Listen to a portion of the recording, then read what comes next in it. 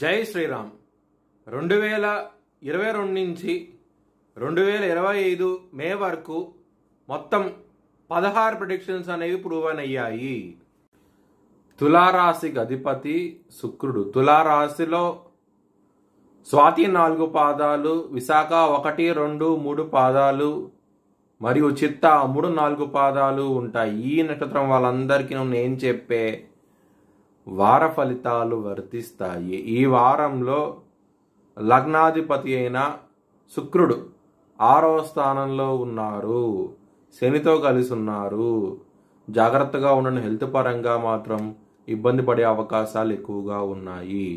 అష్టమంలో సూర్యుడు బుధుడు ఉన్నారు మరియు శని దృష్టి సూర్యుడి మీద బుధుడి మీద ఉన్నది కాబట్టి కొంచెం జాగ్రత్తగా ఉండండి. హెల్త్ పరంగా మాత్రం కొలెస్ట్రాల్ విషయాల్లో కొంచెం ఇబ్బంది పడే అవకాశం ఎక్కువగా ఉన్నది.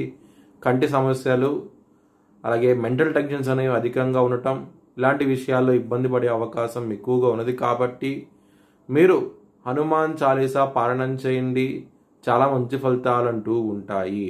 6వ స్థానంలో శని ఉన్నప్పుడు శత్రువుల నుంచి ఇబ్బందులు ఉంటాయి, కొంచెం జాగ్రత్తగా ఉండండి.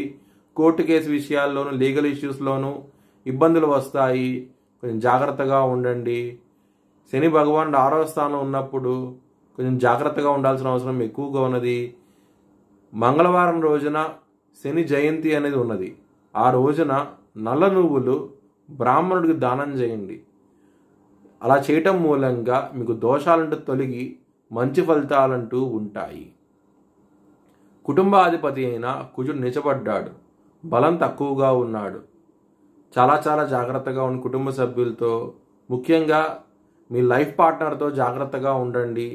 ఇబ్బందులు ఉంటాయి, చిన్న సమస్య పెద్ద సమస్య అవుతుంది. దానికోసమై మీరు సుబ్రహ్మణ్య అష్టకాన్ని చదువుకోండి, చాలా మంచి ఫలితాలంటూ ఉంటాయి. గురు భగవానుడు 9వ స్థానంలో ఉన్నారు, చాలా మంచి ఫలితాలంటూ ఇస్తారు.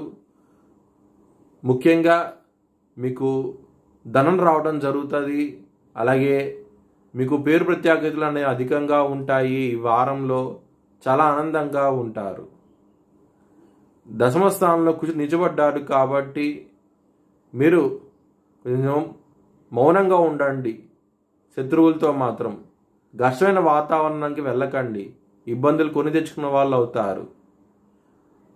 పేషెన్సీతో ఉండండి. ఈ వారంలో మీకు మంచి ఫలితాలంటూ ఉంటాయి. ముఖ్యంగా మీ బంధుమిత్రులతో జాగ్రత్తగా ఉండండి. మీ భవిష్యత్ వివరాల కోసమై హెచ్ఎల్ఎన్ జ్యోతిష్యాలయాన్ని సంప్రదించండి.